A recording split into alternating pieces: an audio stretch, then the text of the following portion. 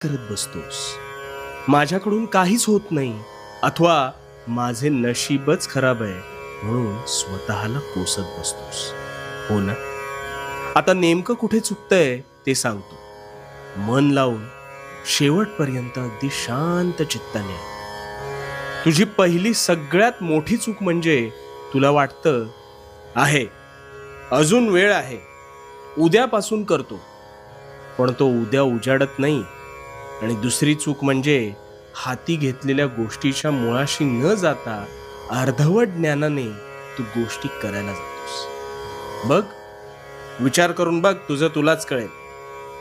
अरे नेहमी लक्षात ठेव, भरलेली घागर कधीच आवाज करत नाही.